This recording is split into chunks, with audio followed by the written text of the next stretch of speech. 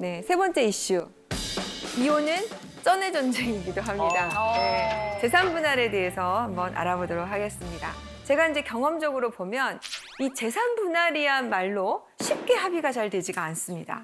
어디까지를 해야 될지, 얼마를 해줘야 되는지, 작게는 수백만 원부터 많게는 뭐 수억 원까지 되니까 네, 도대체 재산 분할을 얼마를 받을 수 있을까 하는 게 이제 재판에서 제일 중요한 쟁점입니다. 특히 이제 맞벌이가 많이 되다 보니까 한 사람만 누군가 계속해서 부담을 하는 게 아니고 각자 조금 역할을 공평하게 나가고 있는 경우가 많은 것 같고요. 이제 월급에 얼마를 내서 생활비에 쓰자 이렇게 해서 하는 경우 같습니다.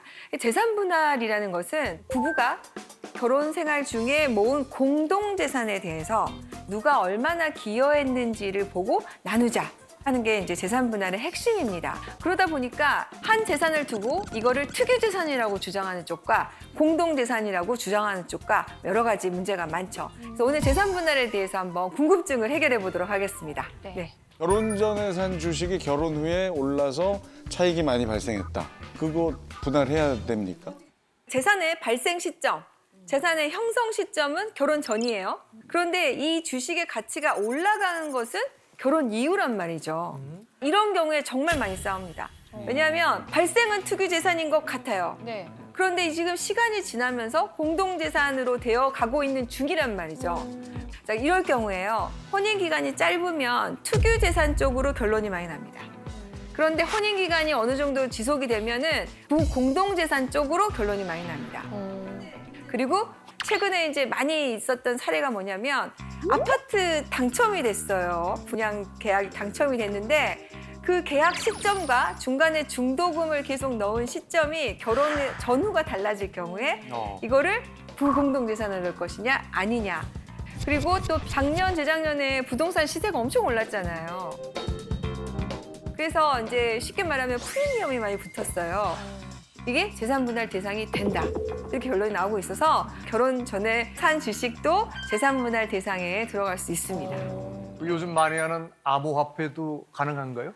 암호화폐 요새 핫합니다. 예. 네, 암호화폐의 경우에 재산 분할 대상이 될 수 있는 경우가 많은 게 그 암호화폐를 산 그 자금이 어디서 왔느냐. 생각을 해보면 공동생활 중에 마련이 된 거잖아요. 그리고 예를 들어서 뭐 부인이든 남편이든 그렇게 암호화폐를 살 수 있었던 것은 다른 배우자의 노력과 기여, 가사노동, 육아노동 뭐 이런 게 있었기 때문이잖아요. 그러다 보니까 이럴 경우에도 당연히 재산 분할에 들어갑니다. 그런데 문제는 뭐냐면 산 것까지는 내가 알고 있는데 얘가 지금 얼마인지를 알 수가 없는 거죠. 그래서 팔았으면 팔았다는 증거를 내놔라. 손해가 났으면 손해가 났다는 증거를 내놔라 라고 요청을 하지만 그게 실제로는 조회가 잘 되지 않습니다. 그리고 지금 최근에 이와 관련해서 재산분할 다툼이 늘어나고 있는 게 미국에서 통계를 보니까요. 이 암호화폐와 관련된 그 자산의 규모가 엄청나게 늘어나고 있어서 뭐 우리나라 돈으로 보니까 한 2,000조 정도 규모로 늘어나고 있다고 해요. 근데 우리나라도 요새는 젊은 친구들이 암호화폐 하나 정도는 뭐 투자를 하고 있는 경우가 상당히 많아서 화장실에 들어가면 화장실에서 안 나오신대요. 암호화폐 시세를 확인하느라고. 이렇게 이제 지하 경제로 들어가서 추적하기 어려운 재산들이 규모를 측정하기가 어려워서 그게 문제이지 분할 대상에는 다 들어가고 있습니다. 그러면 혹시 그 암보험 같은 것도 재산 분할이 가능한가요? 뭐 예를 들어서 유방암에 걸려가지고 내가 수천만 원의 돈을 받았어요. 근데 이거 지금 내가 남편 때문에 아파가지고 스트레스 받아서 나온 암보험인데 이걸 재산 분할해야 되느냐. 근데 원칙적으로는 이렇게 사고로 발생된 보험금 이거는 재산 분할 대상에 들어가지 않습니다. 근데 이제 이거는 안 들어가는데 그동안 부어온 적립식 보험금, 저축성 보험금 이런 것들은 재산 분할 대상에 들어가죠. 그래서 어떻게 기준을 하냐면 이 보험을 지금 해지했을 때 받을 수 있는 환급금이 얼마냐 이렇게 해서 그 금액을 재산 분할에 넣어서 판단을 하고 있는데요. 그런데 보험금 같은 경우에도 남편이 보험금을 다 불입해줬다. 그러면은 그게 재산 분할 대상에 또 예외적으로 들어갈 수 있는 경우는 있습니다. 네. 자, 그 중에서도 재산분할 대상에 들어가지 않는 게 있습니다. 최근에 좀 이슈가 됐는데요. 어떤 게 있을까요, 혹시? 땅. 땅? 네. 복권. 복권. 딩동댕. 진짜? 네. 역시 로또 진행자시니까. 그러시구나. 네. 제가 이거는 방송 나갈 때 질문을 참 많이 받는 건데요. 이게 금액이 왜냐하면 우리 부부 재산은 예를 들어서 1억인데 로또 당첨금은 10몇 억이에요. 그러면 이게 재산분할 대상이 안 되면 사실 재산분할 할 게 없는 거죠. 그런데 로또 당첨금에 대해서 재산분할 대상이 되지 않는다는 판례가 나왔습니다. 10년 차 되는 부부였는데 남편이 전문직이었어요.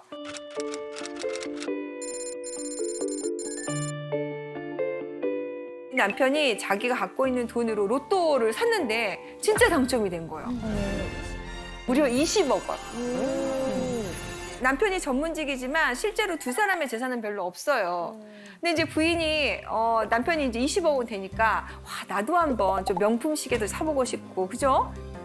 20억이나 됐는데 여보 이렇게 좋은 일이 생겼는데 나 이런 거 하나 사주면 안 돼 했는데 남편이 안 되라고 거절을 한 거죠. 이건 내 돈이야. 내가 해서 산 거야. 그리고 그 돈을 전부 다 주식을 사버리고 그 이후에 일절 부인한테는 얘기도 안 하는 거예요. 알려고 하지 말아라. 그러다 보니까 이제 이게 갈등이 되고 해서 이혼 소송에 이르게 됐습니다. 그래서 쟁점이 된 게 이 로또 당첨금이 그리고 로또 당첨금으로 산 주식이 재산분할 대상이 되느냐였는데 어떤 판례가 나왔냐면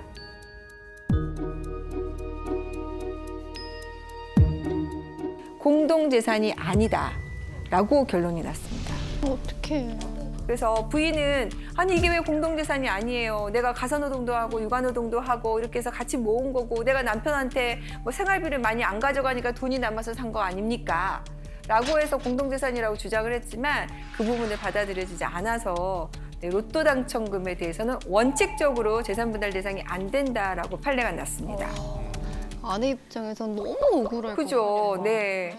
최근에 되게 이슈가 됐던 핫한 드라마에서도 비슷한 상황이 나왔잖아요. 네. 그러니까 뭔가 당첨이 되자마자 이혼을 바로 하려고 했던 남편인데 전혀 받을 방법이 없어요. 그러면 그런 경우. 그래서 이럴 경우는 로또 당첨했을 때 그 번호 적잖아요. 네네. 그런데 내가 그 번호를 남편한테 알려줬어. 같이 의논을 했어. 사러 가는데 내가 심부름을 갔다 왔어.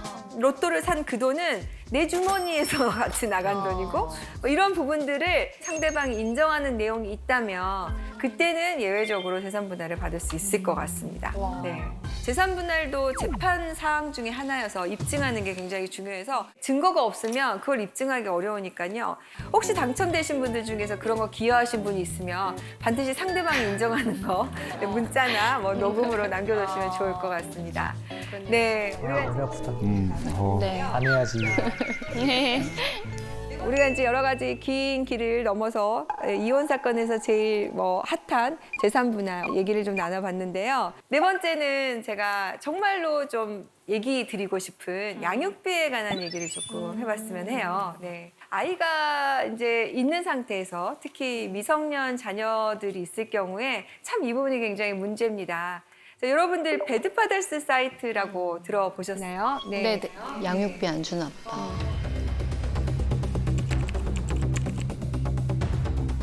양육비를 주지 않은 부모들을 이렇게 공개하는 사이트가 발생했습니다.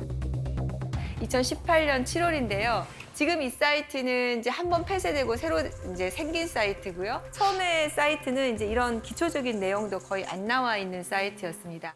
근데 이제 이게 공개가 되니까 아무래도 여기 올라가신 분들은 자신의 명예가 훼손이 됐다고 그래서 화제가 됐는데 배드파더스 사이트를 운영하는 사람을 명예훼손으로 고소하는 일이 있어서 제가 그 형사사건에 참여를 했는데요.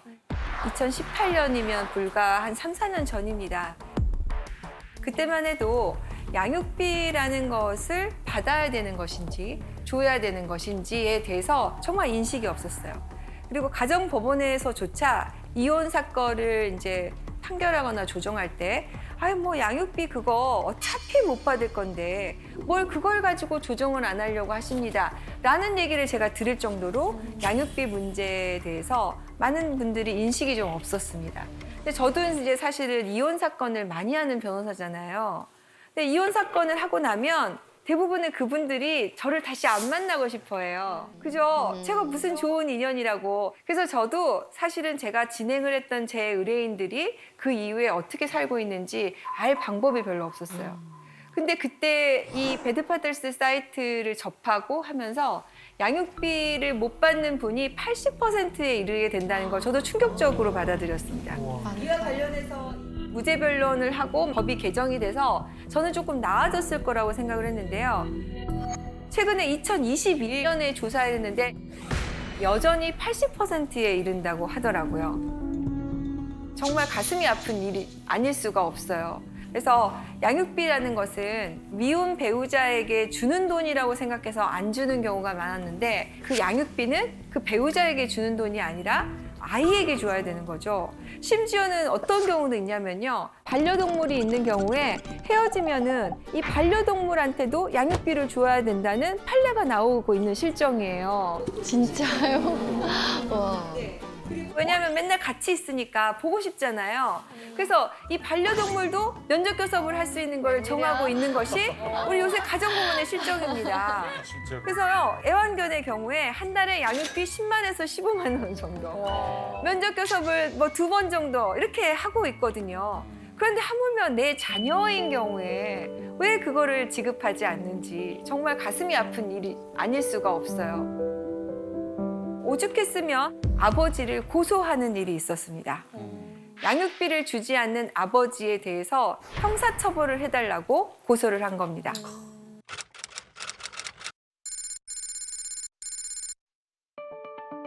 중학교 1학년인 14살 김모군. 4년 전 이혼한 뒤 한 번도 양육비를 주지 않은 친아버지를 아동학대 혐의로 처벌해달라며 검찰에 직접 고소장을 냈습니다. 지난 3월 생활고를 견디다 못해 엄마와 함께 찾아갔다가 무단 침입으로 신고를 당한 게 계기가 됐습니다. 양육비를 이행하지 않은 그 사람이 오히려 저희 엄마께 주거 침입이라며 신고를 하는지, 그리고 왜 그 사람은 그에 대해서 어떠한 처벌도 받지 않는지 전 도무지 이해가 되지 않습니다. 인터넷을 뒤져가며 아동복지법을 공부했고 직접 고소장을 썼습니다. 양육비를 주지 않는 행위는 저희를 유기, 방임하는 행위이고 건강, 복지, 정서적 발달을 저해하는 신체적, 정신적 학대 모두에 해당된다고 생각합니다. 똑똑하네. 제 친부가 제발 저의 입장을 한 번이라도 생각했으면 합니다. 네. 여러분들 이거 어떻게 보셨습니까? 어떠세요? 마음이 아프죠. 뭐. 네. 예. 지금 이 아이가 아버지를 고소하기까지 이르렀을 때 얼마나 많이 이렇게 상처를 받았을지. 당시에 아동복지법 위반으로 고소를 했는데 이 사건은 무혐의로 결론이 났거든요. 근데 이제 그 법조문이 어떻게 되어 있냐면 자신이 보호를 하고 있는 아이를 제대로 돌보지 않았을 경우에 처벌을 하도록 돼 있어요. 근데 이제 이혼 사건에서 이 아버지는 양육자가 아닌 겁니다. 그러니까 양육자가 아닌 사람이 이렇게 방임하는 것은 아동복지법 위반이 아니다. 이렇게 해서 무혐의 처분이 났어요. 그런데 양육을 하지 않는 아버지도 아버지잖아요. 그러면은 이 아버지란 이름으로 친권자이기도 하니까 보호의 의무가 있다고 봐야 되는 것이 아닌가라는 생각에서 저는 이게 아동 학대가 되어야 된다고 생각을 했는데 이렇게 명문의 규정상만 가지고 처벌을 하지 않았거든요. 처벌법은 있는데 이 아이가 고소한 그 아버지한테는 네. 그게 해당이 안 된다. 네. 이런 부분과 관련해서 이제 법 개정을 많이 논의를 하고 있습니다. 그래서 최근에는 이제 이 양육비를 주지 않은 부모에 대해서 운전면허 정지, 그다음에 출국 금지, 그다음에 직장이 있으면 직접 그 고용주에게 내가 양육비를 달라라고 할 수 있는 제도가 마련이 됐고요. 감치 명령을 받았는데도 1년 이상 이렇게 양육비를 안 주면 이제 드디어 형사처벌을 할 수 있는 조항이 만들어져서 최근에는 가능성은 열렸는데요. 당시만 해도 이거와 관련해서 처벌할 방법이 없어서 이에 대해서는 무혐의가 나왔는데 앞으로는 이것을 직접적으로 양육비를 주지 않는 경우에 형사처벌을 하는 그런 조항이 좀 만들어졌으면 하는 바람이 있습니다. 그리고 이제 양육비뿐만 아니라 이 아이가 이제 아까 고소장이 있는 것도 보셨지만 이 아이의 마음속에 어떤 상처가 있겠습니까? 이 양육비를 주지 않은 상처는 내 부모로부터 버림받았다는 상처를 갖는 거거든요. 이 면접교섭과 양육비는 이혼한 배우자 내 권리가 아니에요. 아이의 권리예요. 아이의 생존권이고 아이를 위한 부분이라는 거 좀 이렇게 우리가 인식이 좀 바뀌었으면 좋겠어요. 이혼에 대해서 쭉 이제 아이까지 얘기 나왔는데요. 자, 마지막 황혼 이혼에 대해서 얘기를 좀 해보도록 하겠습니다. 황혼 이혼의 기준이 20년 기준입니다. 이제 은퇴를 앞두고 계시는 분들, 베이비 부머 세대에서 황혼 이혼이 급증하고 있어요. 1년에 약 3만 9천여 건, 네, 역대 최다를 기록하고 있습니다. 그리고 30년 이상 혼인한 분들도 헤어지는 경우가 1만 6천여 건이 된다고 합니다. 그래서 황혼 이혼이 지금 전체 이혼의 40% 정도 이루고 있다고 해요. 왜 이렇게 황혼 이혼이 늘어나고 있을까요? 참고 살다가. 참고 살다가, 네. 이제 남은 생을 행복하고 싶어서. 네. 이제 자식 때문에 살기는 싫다. 네. 뭐 이런 마음이지 않을까요? 근데 이 상황은 예전에도 비슷했을 거예요. 근데 요즘 급증하는 이유는 100세 시대이기 때문에. 그렇죠. 네. 오래 사니까. 다 정답이신 것 같아요. 황혼 이혼과 관련해서 가장 큰 거는 가족 관계에 대해서 인식이 바뀐 부분. 그러니까 옛날에는 이 가족을 유지하기 위해서는 내 인생은 없어도 된다.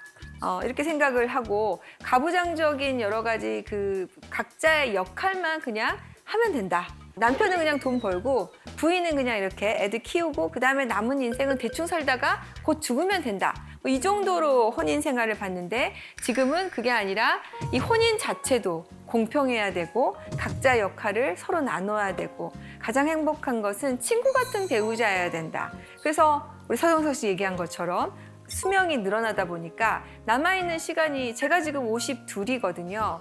그러면 제가 앞으로 제 남편과 70년을 앞으로 더 살아야 되는 거예요.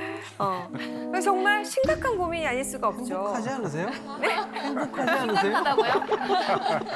아, 네. 제가 안 행복하다고 얘기한 적이 없고 네.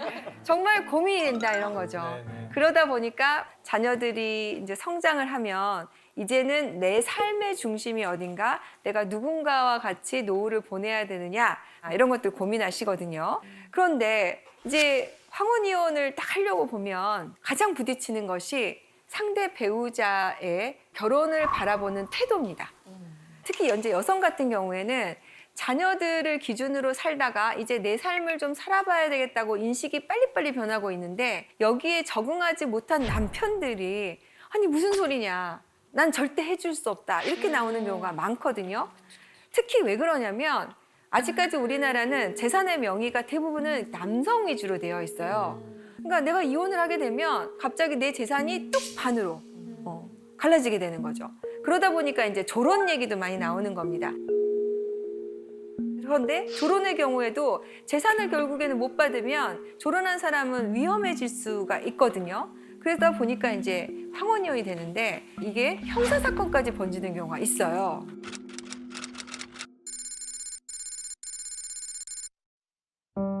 어떤 부인이 이제 결혼 기간 내내 폭행을 당하고 뭐 이러다 30년이 지났습니다.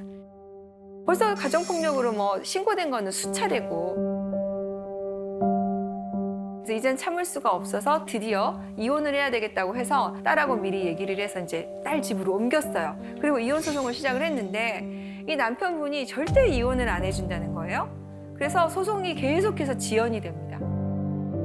그러니까 이 부인은 내 주머니에 생계도 힘들고 돈도 없이 이혼 청구를 하니까 남편은 뭐 계속 비웃는 거죠.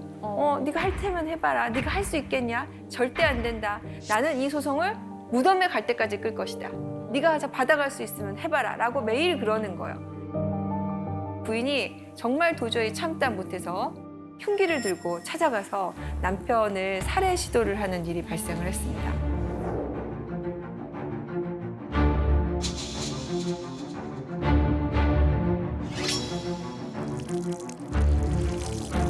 부인은 내가 화가 나서 우발적으로 술을 한 잔 마시고 그렇게 한 거다라고 얘기를 했지만 이게 처벌을 벗어날 수 있을까요? 예, 없겠죠. 네. 아무리 그동안에 그 고통받은 세월이 있다 하더라도 그것이 형사처벌을 면할 수 있는 사례는 될 수가 없습니다. 실제로 이제 수사를 해봤더니 정말 우발적이거나 술을 마셔서 한 게 아니라 급소를 검색했다던가 뭐 흉기를 어떻게 살 수 있는 거를 검색했다던가 당시에 이제 이미 어느 정도 치밀하게 계획을 세우고 집으로 들어가는 CCTV 회로를 보니까 매우 멀쩡한 상태에서 들어간 것이 인정이 돼서 실형 6년을 선고를 받았습니다. 대부분의 가정폭력 사건의 끝은 살인사건으로 끝난다는 얘기가 있어요. 그만큼 가정폭력의 상황이 굉장히 심각합니다. 사실 이혼이라는 것을 누가 권장할 만한 것은 아니죠. 하지만 이런 상태에 빠져서 그걸 못하고 또 다른 가정폭력의 비극으로 나가기 전에 본인이 현명한 판단을 하셨으면 좋겠습니다. 네.